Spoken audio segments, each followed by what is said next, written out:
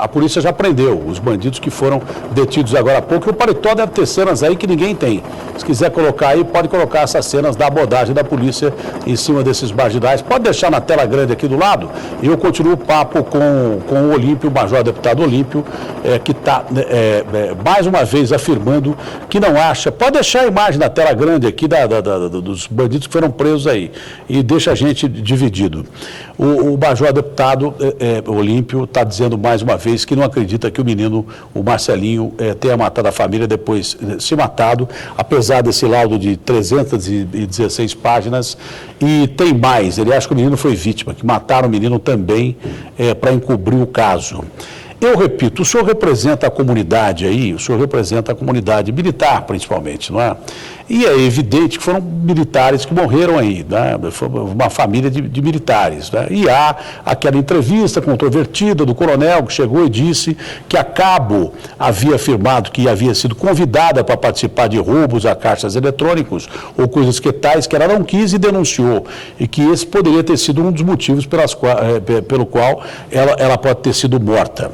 Vou perguntar mais uma vez para o senhor. O senhor tem outras informações? Entre as pessoas que fazem parte da comunidade militar, essas pessoas passam informações ao senhor que garantem ao senhor também que não só pelo embasamento dos laudos, que o senhor disse que ao invés de provar não provam nada, provam que absolutamente não provam, pelo menos, que o menino tenha cometido esse crime, que há falhas no laudo aí, ou problemas desse laudo não explicados, que provam que o menino realmente não só não matou, como foi vítima.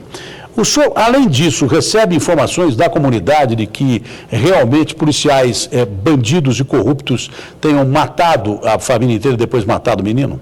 Olha, nós recebemos informações o tempo todo.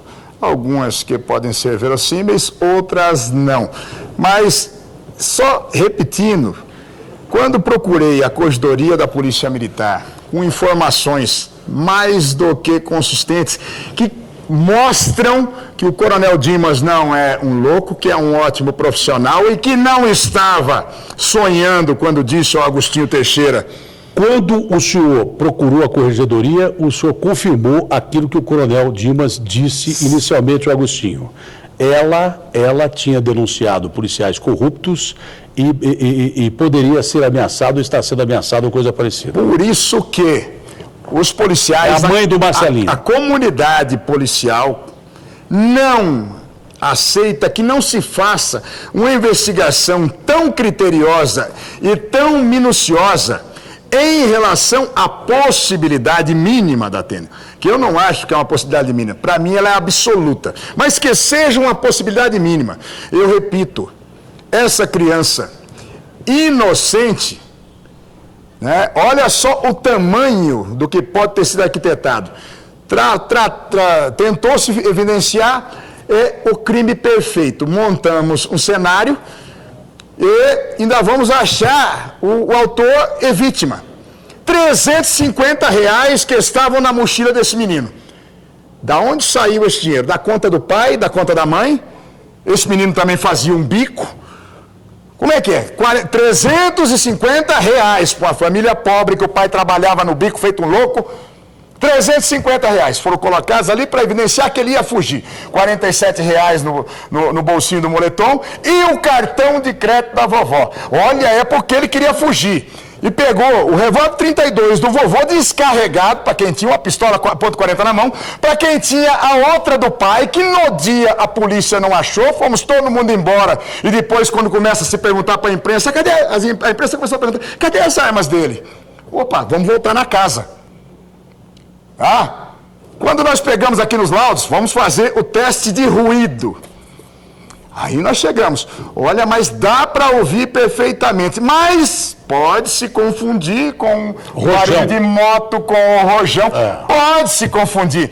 E no dia seguinte, no horário da morte do Marcelinho, e o disparo, quantas pessoas ouviram exatamente isso? E olha, gente, nós temos, olha o deslocamento do menino sozinho, nós temos câmeras na saída da casa dele, que não mostra ele se deslocando sozinho, lá na porta da escola, que não mostram, não demonstram que ele estaria sozinho. Ao contrário, tem pessoas pesquisando, teriam pessoas de roupa preta ao lado ou não, que saíram junto. Tudo isso tem que ser muito minuciosamente analisado. Mas em 5 quilômetros, nós não achamos câmeras outras. Cadê as outras câmeras? Esse é o caso, junto com o caso Nardoni, mais emblemático. Tem aí um ponto obscuro realmente das câmeras. Né? Pois é, o que eu estou dizendo, não vamos desprezar jamais, e depois dos laudos, se os laudos fossem conclusivos, eu ia ter que me quedar, aí o cidadão, o policial, o representante, eu teria que me quedar e falar, o laudo é conclusivo. E mas não tem palavras que geram dúvida. Por exemplo, a do caos aí. Qual é a do caos aí? Onde é que está a do caos aí? Daquelas balas que foram encontradas ali. Sim. Porque tem palavras que geralmente realmente provam que não tem conclusão. Não, e aqui está escrito, ó. Como é que está escrito? Considerações e conclusões. O núcleo do projétil e os estojos e os 2 estojos deflagrados da arma de fogo encontrados sobre a estante na sala da residência onde estavam os corpos da avó e da tia-avó estão completamente fora da dinâmica do ocorrido, mostrando que alguém os achou, possivelmente os examinou e os colocou sobre o móvel. Entretanto, apesar dessa alteração na cena do crime, os exames periciais conseguiram provar que os 2 estojos de arma de fogo são provenientes da pistola encontrada na mão do menino. E o núcleo do projeto foi um dos que atingiram o corpo da tia-avó. Além disso, não foram encontrados vestígios que indicassem que os corpos foram mexidos. Por fim, apesar de não se poder afirmar categoricamente sobre o posicionamento de um objeto, ainda mais estando submetido a forças que o levem a um movimento caótico e até mesmo aleatório, é possível dizer que, salvo os 3 itens encontrados na estante, todos os demais são compatíveis com a hipótese, salvo essas 3 coisinhas. Explica de novo como é que a bala tinha que fazer, o que tinha que fazer, como é que é a história? No quarto, quando atiraram contra a tia-avó e contra a avó, você dispara com a pistola .40, a janela de ejeção joga para fora a chamada casca da bala, o estojo, o cartucho. Então, ele vai cair ali próximo. Qual é o cenário que os peritos encontraram? Não tem essas cascas da bala ali no quarto. Aonde elas estavam? Na sala antes do quarto. Você tem uma porta, aí você faz uma curva para a direita, onde tinha uma estante e uma televisãozinha. Na estante estão as 2 cascas de bala, os 2 estojos. Eles estão em pezinho, um do lado do outro, e um pedaço da bala que entrou no corpo da tia-avó, também, com todos os ricochetes que pudessem acontecer, ele saiu do quarto, fez uma curva e foi parar do ladinho. E esses 3 itens não mostram, segundo a perícia, que foi promovida uma alteração do local de crime. Usa o termo caótico aí. Um resultado caótico. Olha, para encerrar essa explanação de quase mais de 40 minutos, né, nós ficamos aqui falando sobre isso, para encerrar, o senhor, e que parte mais ou menos da comunidade militar que o senhor representa na Assembleia Legislativa de São Paulo, não acreditam que o menino tenha matado e depois tenha se matado? Tenha matado o pai, a mãe, a avó e a tia-avó e depois se matado. O senhor continua não acreditando nisso. Mas parte da comunidade também não deve acreditar. Qual é o percentual da comunidade militar que não acredita nisso? Eu acredito que acompanhe o percentual da sociedade nas pesquisas hoje que mostram que 85% das pessoas não acreditam exatamente nisso. Conversando com familiares que conviviam com o menino, fala, escuta, estão fazendo laudos aí, estão tentando montar um espectro de um monstrinho aí. Está correto. Agora uma outra pergunta para encerrar, porque acho que está muito bem explanado o que o senhor disse aqui. Se o senhor esperava os laudos para confirmar ou não confirmar a sua tese, né? Agora o senhor tem os laudos cujos laudos o senhor acredita que sejam, obviamente, laudos honestos, verdadeiros, sim, porém que esses laudos não provam que o menino matou, depois se matou. Então, qual seria um princípio de visão que o senhor tem do crime que tem acontecido naquele momento, naquele fatídico dia, o que aconteceu naquela sala, no seu ponto de vista, já que esses laudos não provam que ele matou e depois se matou, para o senhor?